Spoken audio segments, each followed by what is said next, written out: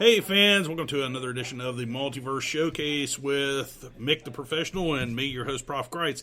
Hey, we've got some cool stuff coming, and we've got a lot of new news and all kinds of cool stuff, so we're going to jump right into it. So, Mick, as the shop owner, what all has happened in the shop this week? Oh, man. What a crazy week. This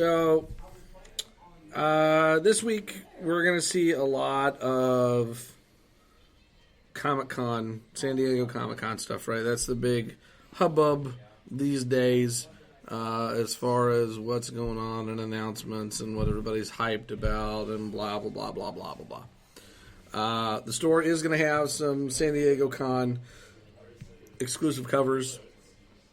Diamond sent us some cool stuff with that. So we've got, it's a lot of Marvel covers for the most part, but we got like a Batman Damned statue. There's some other exclusive statues and things. And Statues are always cool. Yeah, the little, and the toys and stuff and a couple pops and whatnot, which, don't get me started on pops. I'm not a pop fan. You people out there may like pops. Cool. Come buy them so I don't have to keep them.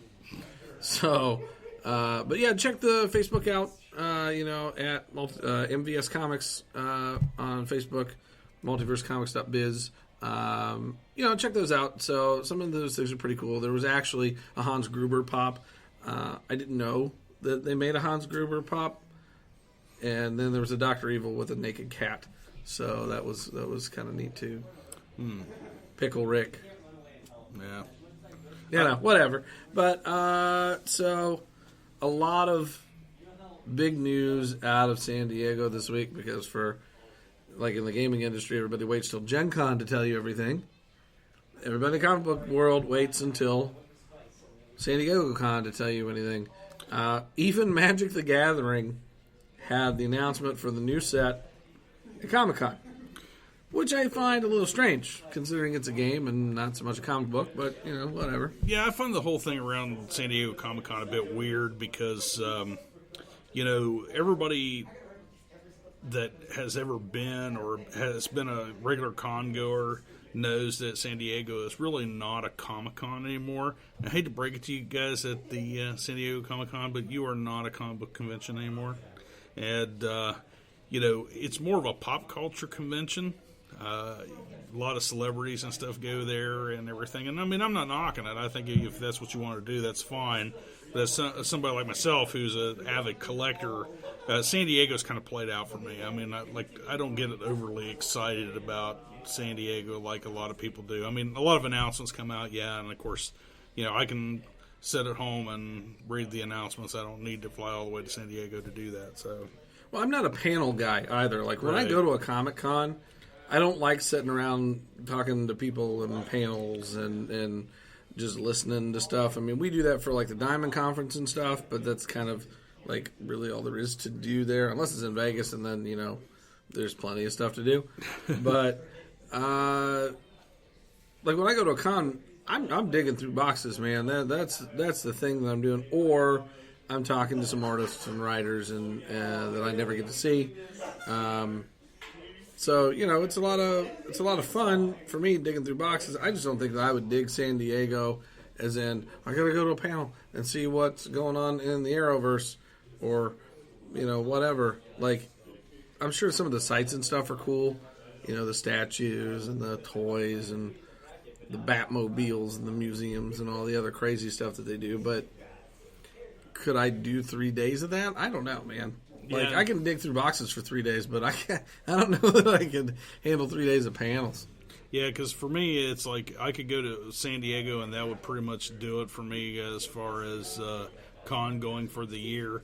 Or I can go to like River City Comic Con, or I can go to Lexington Comic Con, or of course Baltimore, which is one Baltimore's of my favorite. The best. So I mean, I can go to multiple cons around my home area, or I can fly out to San Diego, and it's just not worth it to me.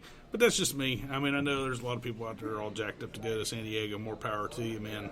I can understand the appeal. It's just not there for me. Cosplayers do a good job at San Diego, I think, because that's one of the cool places that they can go and have a lot of their stuff too. But I think it's kind of the misconception that if you want to go to a Comic-Con, you better go to San Diego. Man, there are so many other good cons all over the place, and we've hit quite a few of them. I haven't done as many this year as I've done in past years just because the store's been mega busy. But, in the one in Indianapolis for that con's really cool. The one in Tampa is good. We've got Motor City in Detroit. I know the guy that runs that one, big show. The one in Dayton, Gym City Con. Super cool. Super cool. And then obviously, Baltimore's awesome and, Awesome Con and all that type of stuff. But they're kind of like all different now. So, like, if I go to a Wizard World, I'm getting autographs and I'm looking at toys and there might be a comic book vendor. Way to go, Wizard World. So, you know what? I stopped going to Wizard World. Well, Wizard World was, and all due respect to the Wizard World people, but those were some of the most poorly run conventions I think I've ever been to. And I've been vocal about that even with them. One year I was ill-informed by an employee of Wizard on where to stand for, I believe it was Garth Ennis. To get his autograph, and by the time they righted it and sent me over, the other Wizard employees wouldn't allow me in line. And luckily, a friend of mine was already in line, and he took my books and got them signed for me, but I never did actually get to meet Garth, and that really ticked me off, because it's like, I traveled for hours to go to this con, and your employees told me to stand in some place, and then told me to stand in another place, and they wouldn't let me in line. So that's not okay.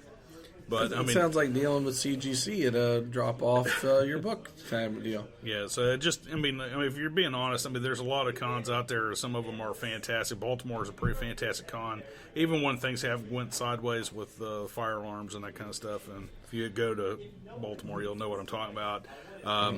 They do tend to handle it at least fairly well. Lexington, I will give a shout out to Lexington. I went one year and it was a complete and utter clown show.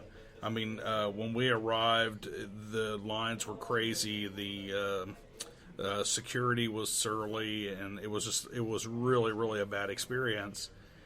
And of course, I wrote to them because I'm a firm believer that you've got to keep them in the know. And I went the next year, and it was like completely revamped, completely redone. They listened to everything that the fans had said. And so I was like, see, this is what it's like when you run a successful convention. Sometimes you're going to have the hiccups, but it's how you address the hiccups. And Lexington Comic-Con did a really good job at that. So. Yeah, and something cool that somebody mentioned in the store just this week, actually, was that apparently the guy that owns the Lexington one bought Tricon in Huntington. That's what I understand, too. Yeah. So that ought to be some pretty cool stuff with there. The guys that used to run Tricon, I never felt like I got... So they stopped in the store a couple times. Real nice guys, but they were doing a lot of name drops when they were in about who's coming and who all they knew and all these guys that they were going to get, right? And then, I see the roster the next time for the con, and I'm like, there's none of these guys on this roster. So I didn't go.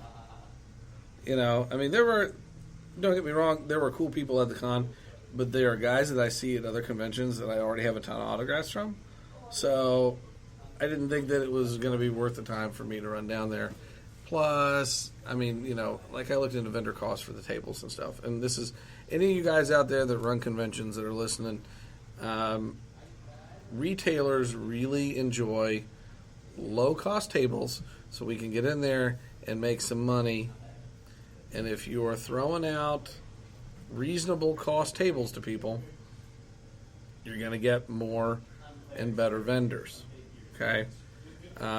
Overcharging for a table is not a way to make money at a con. If you've got a good vendor, you're going to get the door traffic. You're going to make a lot more from the door than what you're going to make from the guys that are coming in. Because the guys that are coming in are already shelling out the gas money to get there, the hotel, and all that stay. Just the pain of having to haul all the stuff, too. Oh, man. It's really terribly annoying to pack up, 50-some long boxes or whatever you're going to take, and then try to fit into a 6x6 space and set up your wall and all that fun stuff, and then have to worry, if it's a multiple day con, have to worry about breaking it down and what you're going to do with it and all that stuff. So, yeah, there's some headache there. Cons are generally a lot of fun and pretty profitable for most guys that show up. Well, we're speaking from experience because both you and I have set up, you've set up obviously with Multiverse Comics, and I've set up with Geek Hammer. Shout out to Geek Hammer. We've been there. Like I tend to be there more for the media side of things, and you're there more for the actual product side of things. So we have a pretty solid perspective as to what goes on at these cons and how they're run and that kind of thing. So yeah, and some have been a lot better than others, and some were, and some of the poor ones were not the fault of the people that were actually doing the shows. Like right. It was just. Maybe it was a weekend where, it got rained out real bad or something else happened and they didn't know there was another con or something going on and your crowd just didn't show up. So, I mean, that sort of thing happens. But, I mean, I guess my point is with the table cost thing, if they keep it down, the vendors are more willing to take that risk. And if it's like a $30 table versus like a $150 table, I'm going to go, well, I can probably make $30 while I'm there just to make sure that we're going to break even and then have those other expenses, as opposed to, man, that's $150 on a table. Well, I better be hustling hard, Now, speaking of the cost of tables, there was an incident here at the shop with Cage the Human Nightmare, if I'm okay, aware. So let me tell you, sometimes D&D at Multiverse gets a little exciting. Intense. It definitely gets intense and surprising. So we're in the middle of a match, and there's a video floating around the internet that is on YouTube for you people to check this out. We posted it on the page. The link, something happened with the links. We're gonna have to repost it for you. But yeah, so we're playing some D&D, and we get to this point where there's a dragon fight, right? And then all of a sudden, this guy with a bat comes out of nowhere, wrapped in barbed wire, and he and Cage get into it and rumble through the store. And they break one of my tables full of books. And some other things, too, I saw. Yeah, my paper Milner is destroyed, let me tell you. Like, it was a Loot Crate box that looked like a Milner, and they thought it was great.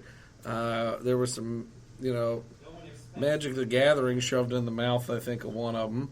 I'm surprised somebody didn't jump off a ladder and take the other guy out at that point. So, you never know what's going to go on when you go to a shop to play some D&D. I'm just saying. Yeah. It was craziness.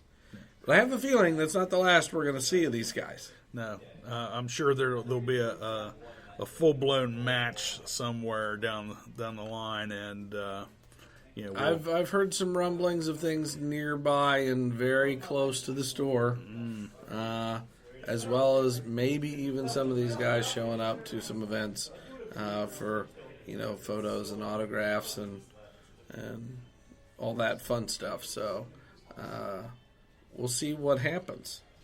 So what new books? I mean, we obviously it's New Comic Book Day and everything. What new stuff's coming in that you're recommending?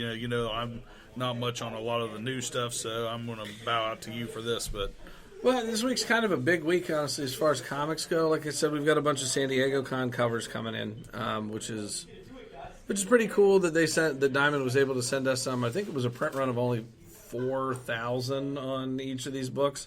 We've got 5 or 6 copies of each. There was some Spider-Man and Venom. It was a lot of Marvel stuff. We had the variant covers for it, and like I said, a couple of exclusive statues and things. So those are pretty cool. But as far as other books are concerned,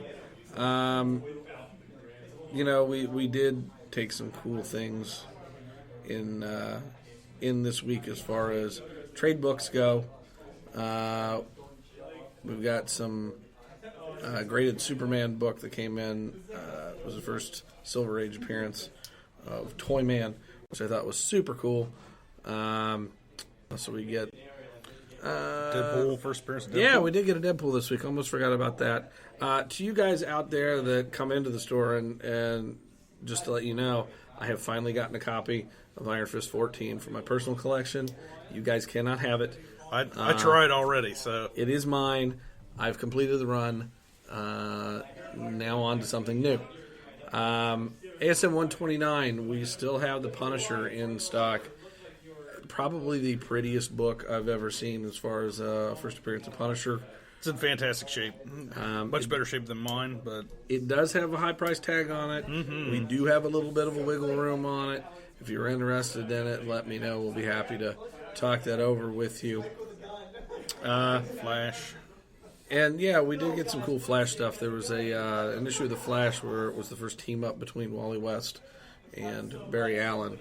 So classic Flash issue there if you are a Flash guy. Other than that, I mean, the Bold. yeah, we did get the one Brave and the Bold, the Neil Adams issue. I almost forgot about that. Man, that was cool. So to me, and I don't know, you might feel differently on this one, but definitive artist, when I think Batman and when I think Green Arrow and especially Green Lantern, Neil Adams is the guy that I go to on this. Absolutely. Like, he defined the Batman and the Green Arrow all for me. It's the best costume of both of them.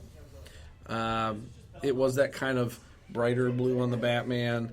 You can make the argument about the yellow on the bat, and people love it or they hate it or whatever.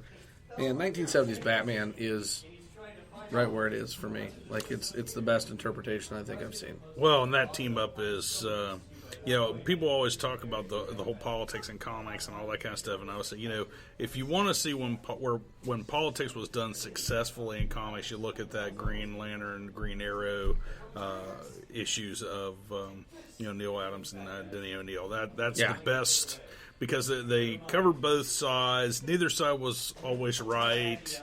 The way that politics really should be. And the covers were wonderful because, there were all those times that Ollie was busting Hal's chops, through there. Well, Green Lantern, how come you don't save this guy? And, well, Green Lantern, how come you don't do this? So what does he do on the cover of the Speedy Drug issue? Well, Green Arrow, what do you have to say about this? Your ward's a junkie. So I kind of feel like that was a nice jab from Hal back at Ollie on that one. So, but Denny and Neil are just like the perfect team for comics in the 70s, man. Like, they worked well together. Their stuff was amazing. I mean, the Ra's al Ghul story arc was one of the coolest Batman story arcs that they did. And, like I said, the costumes are iconic. Even as many times as DC changes costumes over the years, if I go into a retail store somewhere and I see a Batman something or I see a Superman something, you're seeing Neil Adams Batman and Jerry Ordway Superman. Those are like, boom, those are the staples that everybody gets and everybody recognizes. So I think that specific Brave and the Bold 85 is just a fantastic issue, just on artwork alone and the interpretation of those two characters. It's one of my favorites. But all right. New books, though. The new Batman White Knight book is out as of today. So, Curse of the White Knight, it's a sequel to The White Knight, which was basically the storyline of what if the Joker went sane and Batman was the one going crazy. Big deal, right? Is that the new Joaquin Phoenix movie? Or? Oh, that's for something else. Okay. I don't know. We've also got History of the Marvel Universe coming out. This is a new version of it. When we were at the con, I was assured that this is all of the history of the Marvel Universe. Per Mark Waid. I don't know. We'll see. I haven't got a chance to read that one yet, but it's pretty cool looking on the cover anyway. Are you a Mark Miller fan? It depends. Wanted, Kick-Ass, Hit Girl, all that type of stuff. Let's put it this way. I don't dislike it, but I'm not a huge fan of it. Let's put it that way. New book, Space Bandits. Now, I would tell you, Magic Order, did you check that one out? Magic Order's probably up your alley. It's super cool. It's one that he did here not too long ago. That's one of those now Netflix properties. Because apparently Miller World was sold to Netflix, and he does all that stuff. But Space Bandits is his brand new one that's coming out today. And it looks like it's going to be a crazy ride. I'm probably going to reserve judgment on this one until I get at least 2 issues under my belt to kind of see where it goes. But it's at least pretty cool to start with. So, and then all your other standard, there's new action this week, there's new detective this week. Some of the independent stuff. Sonata, I think number 2 was out this week. New Aspen book, Lola XOXO. I'm told by the hip kids that means like hugs and kisses. So I'm not sure what this book is about yet, but it looks interesting. The artwork is really cool. So, Aspen, if nothing else, turns out great artwork. Yeah.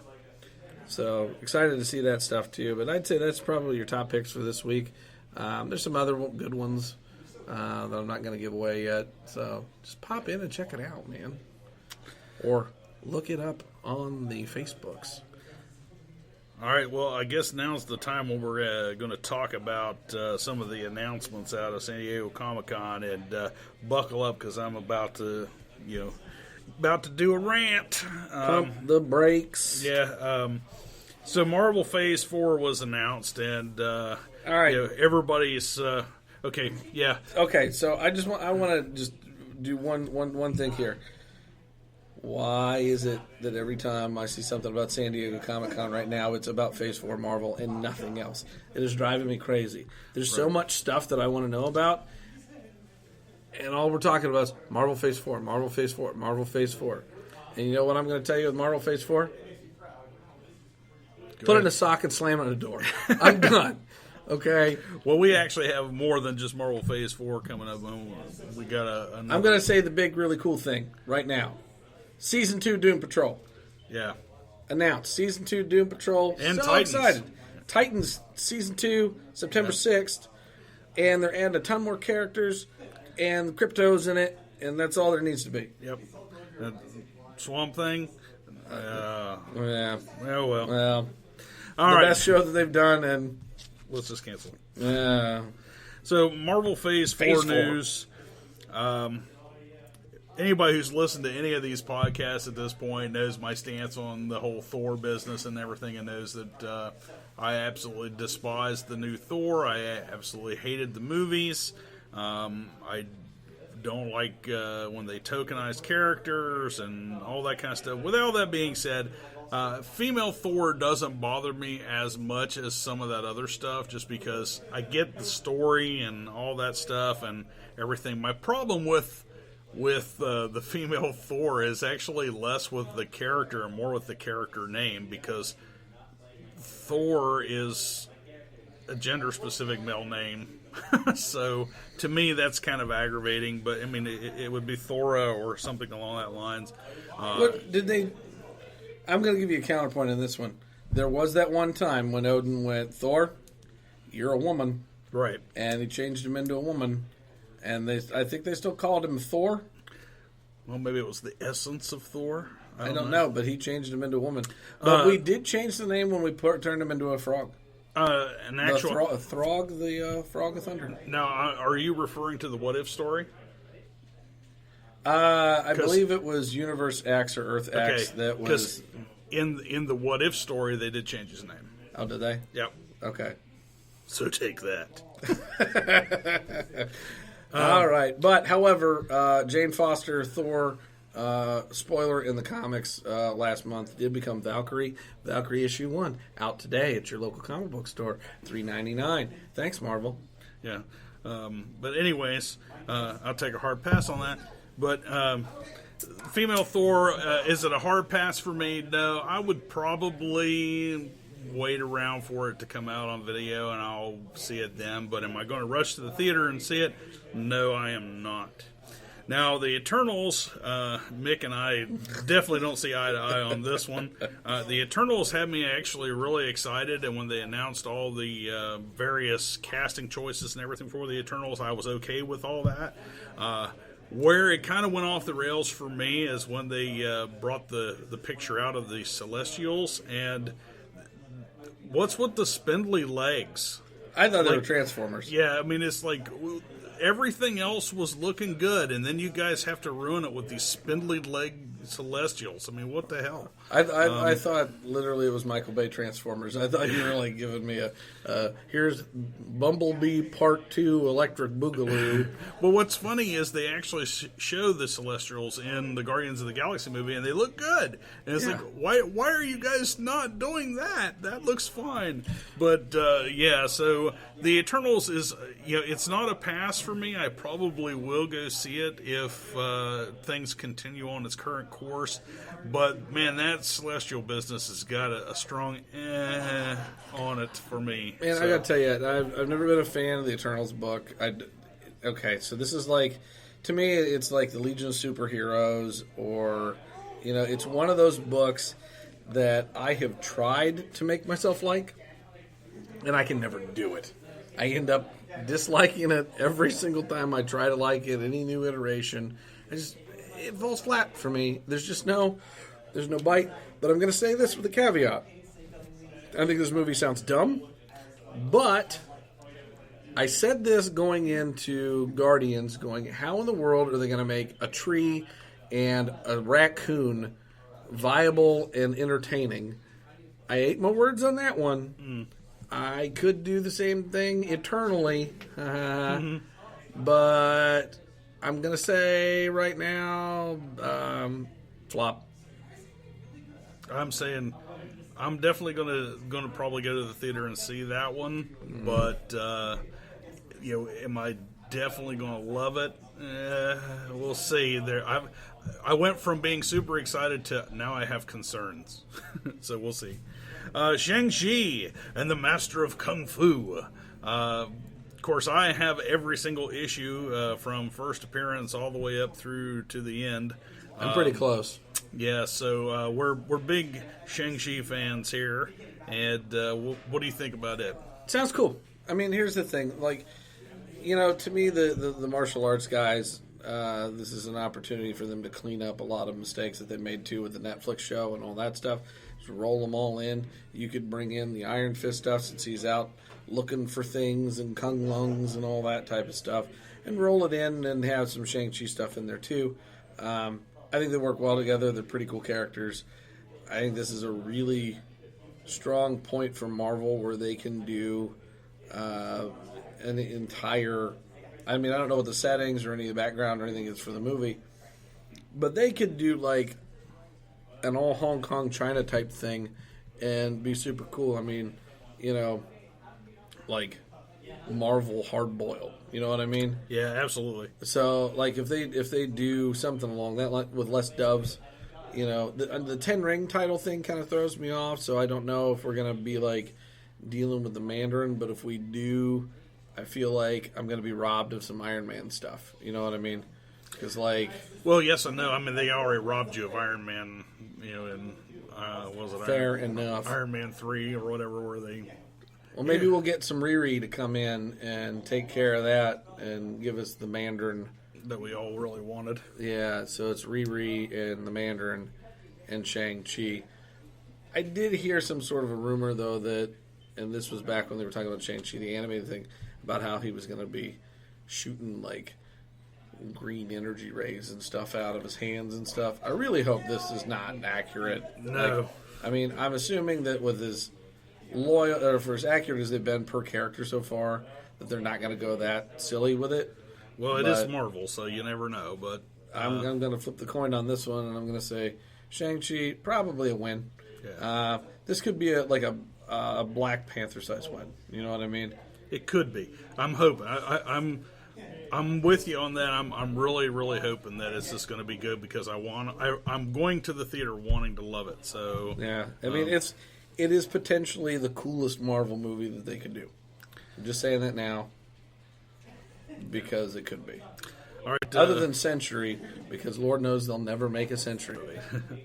Now, the whole Marvel TV slate, and there was quite a few things. Hawkeye. Pass on all. Yeah, Falcon and Winter Soldier. Pretty much everything that was in there was... Pass on all. There was just nothing that really interested me. The thing that came closest to interesting me was What If. And I just recently read that's supposed to be an animated series. Mm-hmm. And so I'm just like... They're supposed to get the actors from the films, though, to reprise roles. Yeah. But apparently the San Diego Con, according to what I heard, grain of salt on it, first episode is What If Peggy Carter received the Super Soldier Serum and not Steve Rogers? Is it Captain America at that point? Is it Lady Liberty? What are we talking? I don't know. I think this series is going to be weird. Like, I'd rather see new creative ideas in the comics for What If stuff. I don't need to see an animated series. But and being animated too, like, to me, because that'll probably be on Disney Plus, where most of the other adult stuff will probably be on Hulu. I'm just speculating right now. But if it ends up being Disney Plus, I kind of feel like it's going to go like real goofy cartoony, and that's going to weed me out real hard. See, with me, I actually like the MODOKs. Isn't there a MODOK TV show or something coming up that's supposed to be super cartoony or something? Yeah, I'm not in on this. Doc wants the MODOKs. Don't give me the thumbs up for the MODOKs. No, we don't want that. I will say this about the What If TV show. Yeah, I'm a little bit torn because I love the What If comics, and to me, What If is the perfect place to do the crazy stuff. And so, like, if you want to make, Captain America, Peggy Carter Captain America or whatever, that's the place to do it. I mean, and I would be okay with that and be able to enjoy it in its own right and everything. If it keeps them out of the main canon and messing around with the main canon and stuff, I'm all for it. And I'm so confused about right now what main canon is anyway. Yeah, they've muddled it so bad. I did hear that DC was actually coming out with an official timeline for their universe. So that may be something that's coming out here pretty soon. I'm not sure. I haven't got a chance to thumb through all of the real comic book news. All this pulp culture stuff keeps getting in the way, and I can't get to the meat of it all, which is clearly the comics. Sorry, I love the comics way more than I love any of the TV shows or movies. That's understandable. It's just the way it is. The history of the MCU comic, you were talking about that coming out, and that kind of makes me wonder if we're not going to see a who's who from DC sometime in the near future. That'd be super cool. DC has been arguably a little better about creating new memorable characters than Marvel has here recently. So. Didn't we see something recently about how Marvel's working twice as hard to do what DC's doing? Yeah, pretty much. Although it depends on who you talk to. We got our numbers from the actual Diamond Distributors announcement, but I've seen some other outlets that have a little bit lesser numbers for DC and whatnot. To me, it doesn't matter either way. It's basically going to lead us right into the next thing we're going to talk about, and that's Dan Didio. Dan the man. Yeah, shout out to Dan. I actually like Dan. I've met him numerous times. Dan Didio, he has it was basically a multi-tiered statement. One is he basically said he was a little bit upset that fans were buying the older stuff more than the newer stuff, and what he was referring to was the old reprints that are the facsimile reprints that they're putting out, and like people are eating them up, man. They're going back and because they still have the original ads and all that stuff in there, and people are really going crazy over these, and so. Dan is confused as to why that is, and of course we've talked about it in the store numerous times, and we've hinted at it on a lot of podcasts and stuff. And it's like my opinion is that the problem is the comic book houses, mainly Marvel and DC, but particularly Marvel, is not listening to the fans at all. They just will not listen to us, and when they do make a mistake, they won't admit to the mistake. It's like, it's okay, dude, if you make a mistake, but admit to the mistake and allow us to move on. I will say this about DC. DC tends to admit to the mistake more readily than Marvel, in my personal experience. And I've talked to people there in both houses. Marvel really has a really bad attitude right now, if you ask me, when it comes to the fans and how everything is being done. DC, I find them a little bit more humble. And I think this is kind of where... as a retailer, I've had 2 apologies so far from DC, personally, which blew my mind. Yeah. Marvel basically didn't show up for the whole deal in Vegas, other than to send one guy in to tell us about more of the same old stuff that they're doing and how many more variants they're putting out. And then they didn't bother showing up to their table and talking to anybody. So I kind of felt they gave us the old deuces on that one. And to be fair, they were the only vendor that was supposed to be there that didn't show. Yeah, absolutely. And I'm going to shout out to a couple other guys. Again, Valiant, top-notch job. Across the board, guys. All your books, pretty solid. I know you guys get the shaft a lot of times. You guys do quality books, quality artwork, and good stories. And you need a larger share of the market than what you're getting. Boom, same deal. You guys are knocking it out of the park. Dark Horse, and what can I say, Hellboy has been a huge deal, at least around here. But Dark Horse, man, they're doing great. Albatross turns out fantastic items every time. IDW, I'm going to feel a little shaky about you guys. You're in bed with Marvel too much. Maybe pull it back a little bit. But I want to shout out, too, to American Mythology. Those guys do a pretty good job, too, with what they have, the kind of books that they produce. I mean, I'm sitting here right now with a King Kong T-shirt on, and, they didn't necessarily do the Kong stuff, but they did the Land of Time Forgotten, those kinds of things. Oh, yeah. And so those have been really cool books. I'll tell you, Mad Cave, cool company. Cool company, man. And they send us some cool promos and stuff, and then when we get the YouTube side of this thing rolling in Phase 2, I've got some cool Mad Cave videos to show you guys, too, that are pretty killer for some of their books, because they're knocking it out of the park with new talent. I mean, even Zenoscope and all those guys, and anybody I didn't mention, sorry, your name just didn't pop into my head right now, but a lot of independent guys, especially Image Comics, don't want to forget them, they're huge, but Image is knocking it out of the park, and all these guys are doing a great job. And I think it's a lot because they're listening to what people want to see, and they're turning out brand new books all the time. If that brand new book isn't working, that brand new book goes away. I mean, last week we had Unearthed and Reaver. Like I said, Unnatural is a huge deal in this store, amongst many other independent books put out by Image, we've got several guys who just come in and buy Mignola artwork. I mean, that's just the way it is, man. And it's top-notch quality stuff, and it's not necessarily DC Marvel, and it's more often than not Marvel. So, I mean, I guess the way I kind of see this this article and everything is, I feel like Dan's a little confused. I feel like DC is trying to get back in touch with the fans, but they just haven't quite figured it out yet. And it's like, it's obvious. It's right in front of you guys. We want the old stuff. We want those type of stories. I mean, not necessarily those stories, although that's what people are buying, but they want those types of stories and that type of art and that type of value for their dollar, and they're not getting it. Well, and the value piece on that, too, is you're looking at those facsimile editions. What stories are they reprinting?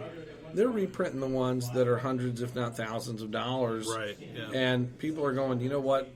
I don't feel like shelling out the $10,000 on an X-Men 1 right now. Let me go ahead and get the $5 version and put that in my collection for now, because it's almost the same. It's the closest thing I'm going to get to the original right now. And almost every shop in the nation that has back issues will tell you that their back issues are flying out faster than the new stuff. So, I will tell you from a standpoint, if Multiverse was not packed full of like 60,000 back issues, we would not be as successful as what we are. Our love has always been from day one, old books, rare books, old rare books, backstock. That's what we started out with 3 long boxes. We're averaging at 150 long boxes accessible to the public at any time. We've jumped and grown, and back issues are the way to do it, man. It is the lifeblood of a comic book store. And if your comic book store is not carrying a large selection of back issues, I may question how much they love their comic books in general and what they know. Some guys do only carry some of the newer stuff. One of the local shops around here, I give a shout out to Jordan up at Asylum Comics, who does a great job and has been in business for, 13, 14 years? It's been quite a few years. And he built his back stock from his new stuff when he opened up, and he has a great selection of stuff. He's very reasonable on his prices. He is not going to price gouge you in any way, shape, or form, and is a great guy to deal with if you need anything from him. So even we trade books from time to time. So, Multiverse likes to play well with anyone who wants to play with us. Now, speaking of which, that leads us into some of the new games, and we've got quite a few new demos. So we'll do this real quick here just because we're running short on time, but we do have a ton of demos in the store right now, and if you guys are looking to play a new game or try something out, or there's a new game coming out that you want us to try to get a demo copy of, we'll be happy to do it. We sat down and played Challenge of the Super Friends the other day. You mean Challenge of the Super Friends? Man, every single time I pick those cards up and I sat down there, that theme song goes off in my head, and I had to play Aquaman just because I wanted to use my amazing telekinetic powers. It was super cool. Boop, boop, boop, boop. It's good stuff. Super quick card game, great for parties, I think. 2 to 4 players. It is great for all ages. It's super funny, and you get all the cool heroes in it from, Apache Chief, Samurai, Black Vulcan, Green Lantern, Hawkman, and then clearly your big 4 in that era: Superman, Batman, and Robin, Wonder Woman, and Aquaman. It's great. Yep. Other stuff we got in, really cool demos. Spyfall, DC Edition, Harley Joker kind of game. We haven't got it out and busted out to play it yet, but if you want to check it out, come in and ask me so we can check it out. We did Battle Wizards. That was super cool. Yeah, it was really fun. We've got Witches of the Revolution. I haven't checked that one out yet. Looks awesome. Godforge. There's a Walking Dead game. There's all kinds of stuff, man. We've just amped up the board game stuff a lot lately because we are the one and only hobby store in Parkersburg, West Virginia. Vienna, West Virginia, our neighboring city, does have some stuff in it, and some south of us. There's a card shop that just opened up in Ripley. The name escapes me at the moment, but those guys are super cool too. But yes, we are the one and only in Parkersburg, undisputed champions of the world, Multiverse Comics. Just so you guys know, in case you do happen to hear some stuff in the background, we got a Smash Brothers tournament going on right now. And so if you hear us a little every bit Tuesday, a little shouting, a little yelling on occasion back there, you'll know what that is. That's right. And actually, we are in the process of working on getting the equipment to do some streams for the Super Smash Brothers tournament, which will be a lot of fun. That way you guys can check out how unbelievably good these kids are. I mean, they are super good at what they do, and will give you nightmares. All right, so remember MVS Comics on Facebook, multiversecomics.biz on the interwebs. Yep. We got Mick the Professional, Prof. Kreitz. I guess that's it, man. That's it. Bag and board it.